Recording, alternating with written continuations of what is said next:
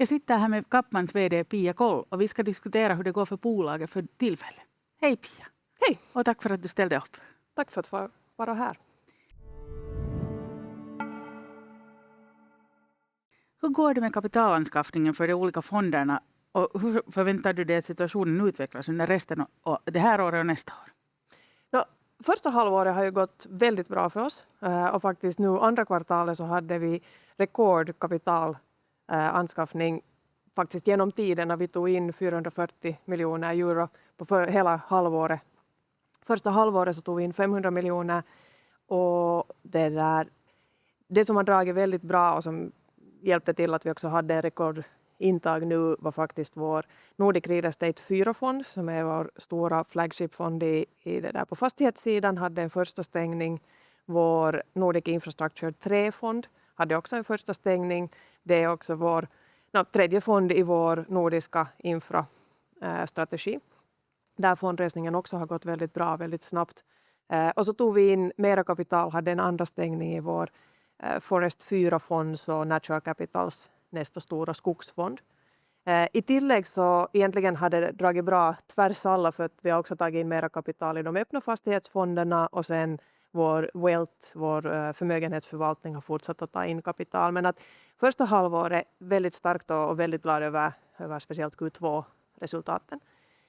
Om vi tänker framåt så säger jag att egentligen alla de här stora fonderna de har bra momentum nu i kapitalanskaffningen. Förväntar mig att vi fortsätter att ta in kapital under året. Och sen är ju vår målsättning att under 2027 komma upp i det där målsättningarna eller i slutlig storlek på de här fonderna där Nordic Real Estate 4 och Infra 3 båda har en målsättning på 750 miljoner euro och skogsfonden större än föregående så det betyder kring 300 miljoner. Och det där bra momentum i dem så borde vara en bra höst och det där mycket viktiga målsteg där sen under nästa år också.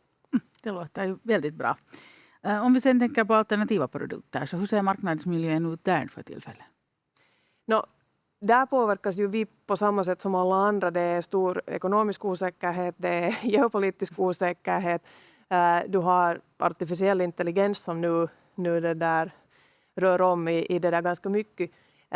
Jag skulle ändå säga två saker där som påverkar. Den ena är den att i kapitalanskaffningen specifikt så för att den ska komma upp i samma nivåer som tidigare. Nu har vi haft 3-4 år med ganska svag marknad.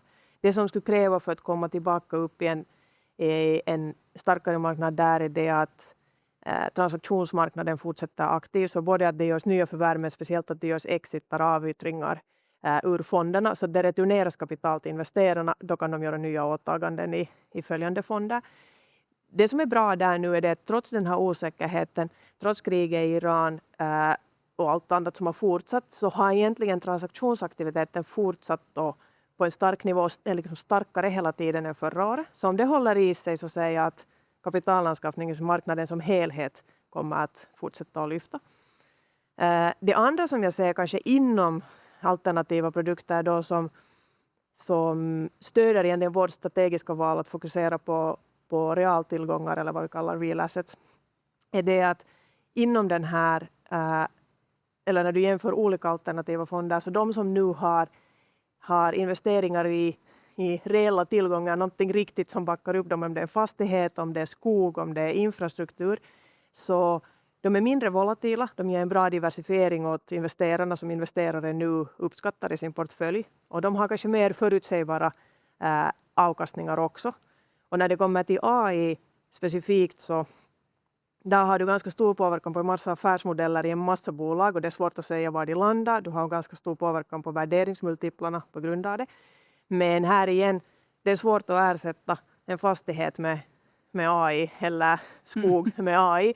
Så där säger jag mer stabilitet och om någonting så har vi en uppsida i att det kommer bättre verktyg för att sköta de här tillgångarna och för att få upp värde i dem. Så att där har vi kanske mer av en positiv än en negativ och mindre osäkerhet överlag. Så det stöder egentligen överlag nu kapitalflödet i de här realtillgångarna. Ja, så man kan säga att på den sidan också så ser det ljusare ut. Det ser ljusare ut och det där, jag tycker speciellt marknaden nu stöder vårt strategiska val att fokusera på de här realtillgångarna.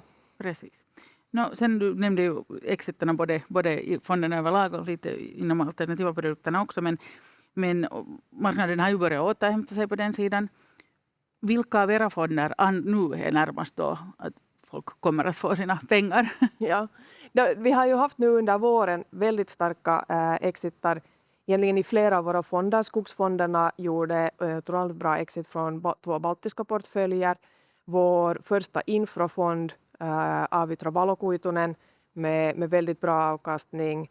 Buyout-fonder, Buyout 11, har gjort flera bra exitar, men PDS Vision på det här årets sida igen med jättebra avkastning. Och Growth, tvåans fond, kom överens, eller har gjort ett avtal att sälja Silmäasema till Terveystalo, och det kommer att ta länge innan den stängs, den affären, för att det handlar om ett börslistat bolag.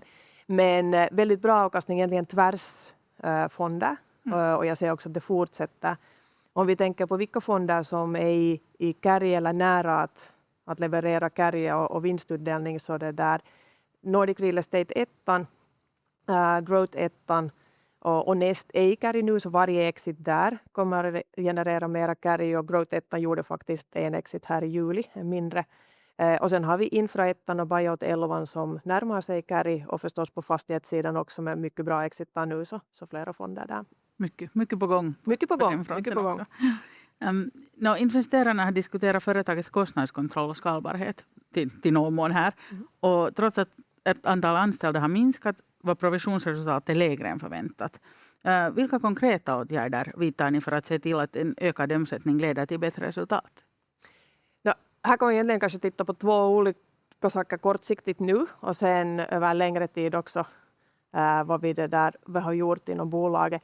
Så om vi först tittar nu på H1-resultaten, så provisionsintäkterna växte 16% under första halvåret. Andra kvartalet där lite svagare, vilket hade att göra med att vi gjorde bra exitar, så förvaltat kapital som genererar provisionsintäkter sjönk.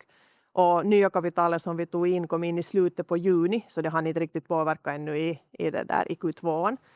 Så trots det en 16% tillväxt. Och sen när vi pratar lönsamhet, så vårt provisionsresultat steg med 28%, så klart snabbare än intäkterna.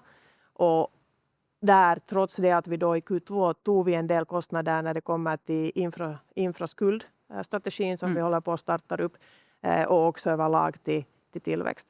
Så där säger jag att affären fortsätter att skala, och också om vi tittar på lite längre perspektiv, så har vi höjt marginalen från sig 8% för ett par år sedan till nu ligger vi på det där en 11-12%. Och där slutar inte målet, utan vi ska klart högre. Och det som händer i bakgrunden, det vi gör egentligen, det som vi har gjort ett par år nu, är en AI och en automationstransformation i våra stödfunktioner, vilket betyder att med samma resurser och samma kostnadsbas så kan vi sköta en betydligt större det där förvaltat kapital.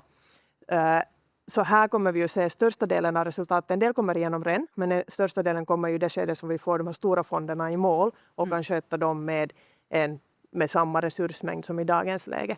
Att egentligen de kostnader som har kommit är för att vi har tagit in nya investeringsteam som Kairus, Real Asset Debt förra året och Dasos för 2 år sedan. Precis. Som du nämnde, så den här infrastrukturskulden är ett nytt område dit ni expanderade och öppnade ett kontor i Paris. Hur passar det nya området in i Kaupmans erbjudande, och hur har investerare tagit emot den nya Kairus infrastrukturstrategin? Det har tagits bra emot. Att den här infraskuldstrategin som vi lanserar nu i våras, så den är egentligen det är någonting som vi redan när vi gjorde förvärvet av Kairus förra sommaren, så för lite mer än ett år sedan, så de gör fastighetsskuld, och redan då sa vi att med det som vi kan och det de kan när vi slår ihop det, så är en expansion in i infraskuld ganska naturlig. Så därför kallar vi det också från början Real Asset Debt istället för Real Estate Debt, liksom hela investeringsområdet. Så det är helt i linje med den strategin. Och det som det krävde att expandera nu in i infraskulden, det är att vi rekryterar några riktigt högkaliber kunnare inom det området. Det sitter in i vår helhet ganska bra, för det vi gör på infraskuldsidan är lika som i våra equity-strategier. Det är det är mid-market och här är det specifikt investeringar i infra som stöder dels europeisk suveränitet och dels klimatomställning, så väldigt i linje med vad vi gör i andra områden också. Nu är det ju alltid den här en affär som alltid tar väldigt mycket tid, så vad vi är nu är det att vi går in initiala diskussioner med potentiella investerare och den vägen också formar den där strategin så att den matchar det som vi ser att investerarna vill ha och det vi ser där vi ser att det finns investeringsmöjligheter i marknaden. Så målsättningen är att kunna starta en fondresning någonstans i slutet på året kring årsskiftet ungefär. Om vi sedan ser på era strategiska mål för 2027, de är ju visserligen ganska ambitiösa. Är det fortfarande realistiskt att uppnå dem med den takten som nu är på gång? Med den takten vi har nu så kan vi uppnå dem. Att nu ligger vi ju på förvaltat kapital på 7,7 miljarder. Målsättningen är 10 miljarder till slutet på 2027. Och om vi tittar de senaste 2,5 åren så har vi vuxit med ungefär 20% per år. Och egentligen för att komma upp i 10 miljarder från där vi är nu så kräver det en något lägre till och med tillväxttakt än vad vi har nu. Så att på det sättet håller vi samma takt så når vi dit. Och också om jag tittar andra vägen och vi säger att i det skedet som Nordic Real Estate 4, Infra 3, Forest 4 och sen Kairus nästa fond på det där fastighetsskuldsidan och sen våra pågående öppna fonder. När de når upp i sina målsättningar så också den vägen om man tittar på det så når vi vår mål. Så att vi kör nog hårt mot 10 miljarders målet fortfarande. Fint. Och ännu en avslutande fråga då. Vi har ju talat ganska mycket om målsättningar och vad ni vill uppnå. Men om vi tänker på resten av det här året, så vad borde ni uppnå för att du är nöjd när året är slut? Fortsatt kapitalanskaffning in i de här pågående fondresningarna, det är helt klart.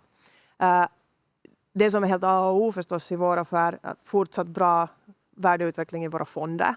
Och också fortsatt bra exitar och avyttringar från de här fonderna så att vi fortsätter att returnera kapital till våra investerare som sen också stöder vår kapitalanskaffning. Och sen som det tredje så fortsätter vi arbetet kring skalbarhet och automatisera att ta AI i bruk i vår verksamhet så att också vår lönsamhet stiger. Så att lyckas vi på de 3 områdena så då tror jag att vi kan säga att året var bra. Låter bra. Tusen tack Pia. Tack ska du ha. Och lycka till med andra halvåret. Tack.